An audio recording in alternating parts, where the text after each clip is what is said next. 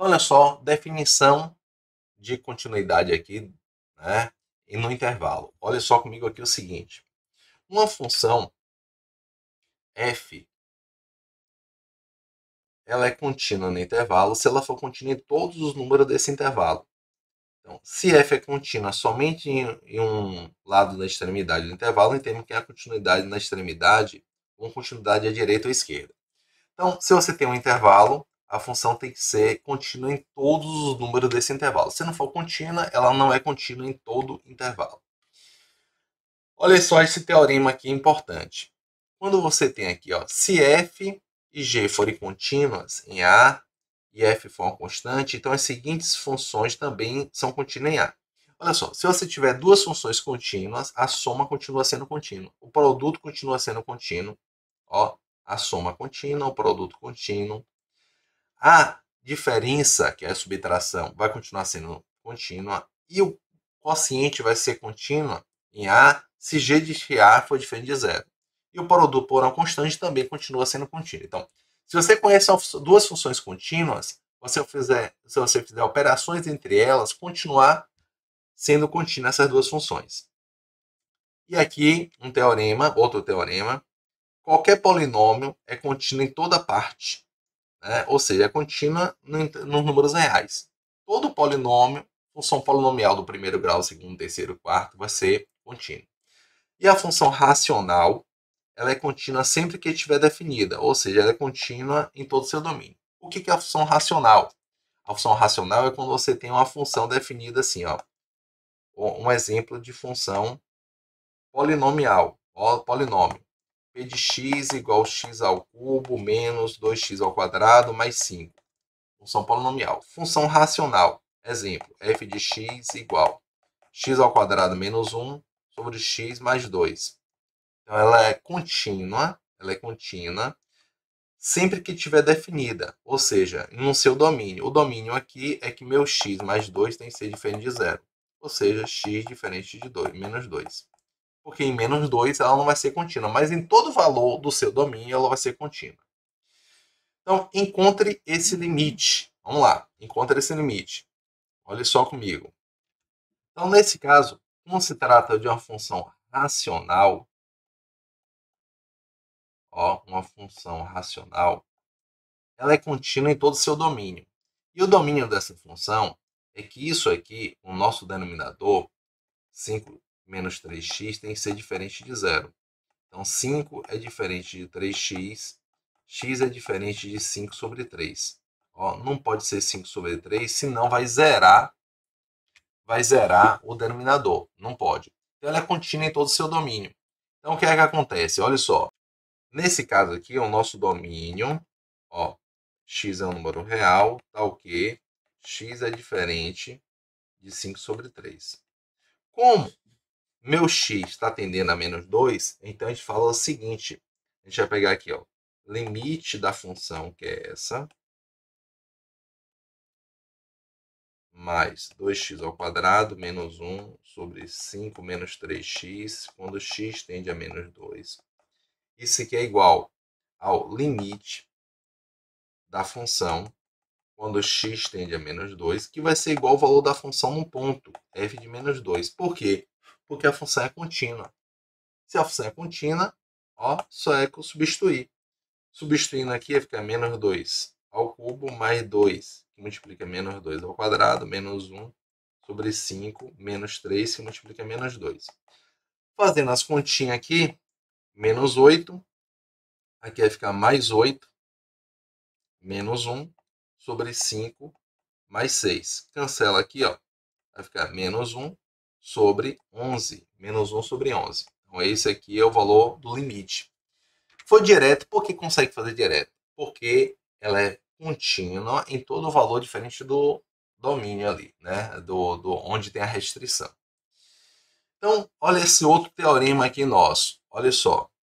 As seguintes funções são contínuas para todo número em seus domínios. Então, polinômio, funções trigonométricas, exponenciais, racionais, trigonométricas inversas, logarítmicas e funções raízes. Né? Função que tem dentro de uma raiz.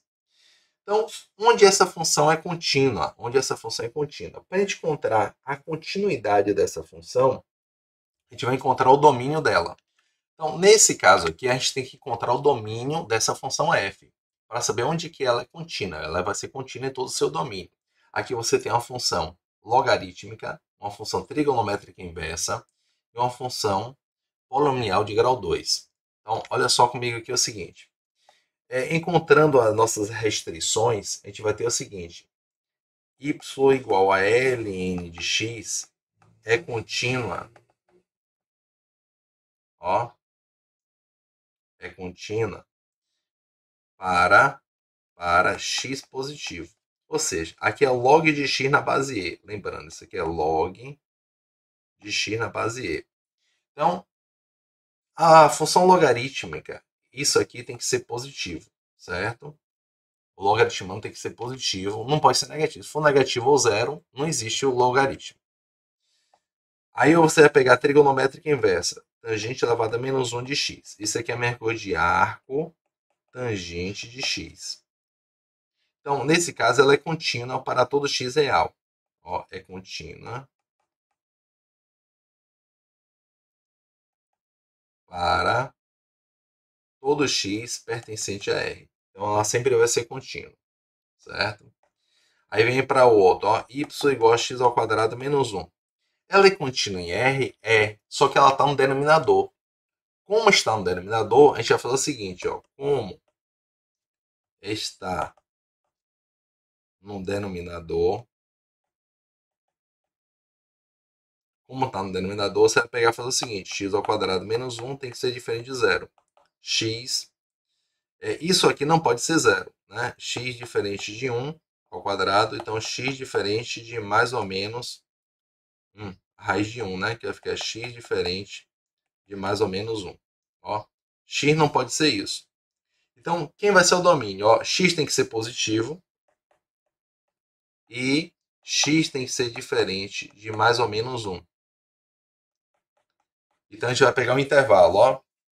Se x tem que ser positivo, x não pode ser 1 e não pode ser menos 1, então a gente só precisa dizer que o intervalo vai ser esse aqui. Ó. O menos 1 não vai entrar porque x é positivo. Então, vai pegar do 0 até 1, unido do 1 a mais infinito. Ó. Nesse intervalo aqui, a função é contínua. Então, ó, é contínua. Coloca f é contínua no intervalo. Esse intervalo aqui. Beleza, tranquilo. Nesse intervalo, a função é contínua. Aí a união entre intervalos, intervalo numérico. Vamos lá, calcula esse limite. Quando a gente vai calcular o limite, primeira coisa que a gente tem que ver é o domínio da função. Nesse caso aqui, observe comigo o seguinte. Então, a primeira coisa que a gente observa aqui, a gente está no denominador, você olha logo o seguinte, não pode ser zero, gente, não pode dividir por zero, isso aqui tem que ser diferente de zero. Para isso aqui ser diferente de zero, então o que é que você faz aqui? Ó? A gente sabe que o cosseno ele vai variar, ó, o cosseno, ele vai variar entre menos 1 e 1. Ó, entre menos 1 e 1. Então, o valor do cosseno ele varia aqui, certo? Varia aqui, ó, entre menos 1 e 1. O maior valor é 1, o menor valor é menos 1. Aí eu pergunto a você, tem condições de zerar isso aqui? Não, não tem condição. Por quê? O cosseno ele sempre vai ser um valor entre menos 1 e 1. Então não tem problema. A gente vai agora calcular o valor desse limite. O que a gente vai fazer aqui? Olha só comigo o seguinte. Limite de seno de x sobre 2 mais cosseno de x, quando x tende a π, vai ficar o seguinte. Vai ficar assim, ó. Isso aqui vai ser igual ao limite da minha função, f, quando x tende a π. Mas isso aqui vai ser igual ao valor da função no ponto, porque ela está definida para π. Então vai ficar seno de π sobre 2 mais cosseno de π. Seno de π é zero, 2 mais cosseno de π, que nesse caso é menos 1. Então aqui vai ficar 0 sobre 1, que vai dar 0. Então o valor desse limite é 0. Beleza? Tranquilo? Pronto, o valor desse limite é 0. Agora calcule esse limite aqui. Limite do arco seno dessa função. Lembrando, arco seno é a função trigonométrica inversa. Então, quando você tem arco seno de x, isso aqui é minha coisa de seno elevado a menos 1 de x. Seno elevado a menos 1 é função trigonométrica inversa. Trigonométrica inversa. Então, ó, trigonométrica inversa. Então, para a gente calcular aqui, se a gente for substituir o 1 diretamente, vai ficar 1 e 1, ou seja, vai ficar aqui, ó, 1 menos a raiz de 1, 1 menos 1, vai ficar 0 sobre 0, ou seja, indeterminação. Como indeterminação, a gente vai tentar tirar essa indeterminação. A gente já fez questões tirando indeterminação antes. Então, o que a gente vai fazer? Olha só comigo o seguinte. Vou pegar isso aqui, ó. 1 menos a raiz de x sobre 1 menos x. Eu vou multiplicar em cima e embaixo pelo conjugado da raiz. Ou seja, ó, 1 mais raiz de x, 1 mais raiz de x. Isso aqui vai ficar igual. Primeiro termo ao quadrado menos segundo termo ao quadrado sobre 1 menos x, que multiplica 1 mais raiz de x. Isso aqui vai ficar 1 menos x sobre 1 menos x, que multiplica 1 mais raiz de x. Aqui vai cancelar, ó. Vai ficar 1 sobre 1 mais raiz de x. Pronto. Então, eu vou substituir isso aqui por isso, ó. Certo? Então, vai ficar assim. Limite do arco seno de 1 sobre 1 mais raiz de x, quando x está tendendo a 1. Agora vai ficar, sem substituir diretamente não tem problema, então vai ficar arco seno, que é uma função trigonométrica inversa, é contínua, mais raiz de 1. Ou seja, vai ficar assim, ó, arco seno de 1 sobre 2. E que é um arco cujo seno é 1 sobre 2. Nesse caso é 30 graus ou π sobre 6 radianos. Certo? Π sobre 6 radianos. Pronto, a gente pode calcular diretamente dessa forma. Então, o que acontece? Próximo teorema. Se g é uma função contínua em A e f for uma função contínua em g de A, então essa função f composto com g, aqui é um sinal de composição, ó, composto com g, dada por isso aqui, é contínua em A. Na verdade, essa função que nós fizemos antes, limite do arco seno de 1 menos a raiz de x sobre 1 menos x, é uma função composta, né, que você tem uma função dentro da outra. Tem essa função aqui, está dentro da função seno, quando o x está tendendo a 1. Então, você pode dizer que isso aqui é a mesma coisa do arco seno de quem? Do limite de 1 menos a raiz de x, 1 menos x, quando x tende a 1. Se você for calcular esse limite aqui, você vai ver que isso aqui vai dar meio, né? Então vai ficar arco, na verdade isso aqui vai ficar arco seno de meio. E arco seno de meio é a mesma coisa de π sobre 6. Certo? Radianos. Radianos. Pronto, vamos que vamos.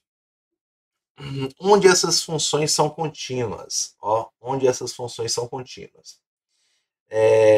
Se a gente for ver aqui, então olha só comigo aqui é o seguinte. Seno de x ao quadrado. Aqui você tem duas funções. Como assim duas funções, professor? Assim, ó. Aqui é uma função e aqui dentro é outra função. Então você pode falar que f de x é igual a seno de x e meu g de x é igual a x ao quadrado. Certo? Então essa função aqui ela é contínua, não tem restrição nenhuma, onde ela também é contínua para todo x real. Então a gente fala que h de x, ó, é contínua em todo x real. Ou seja, para todo x pertencente a R, ela vai ser contínua, né, dessa função.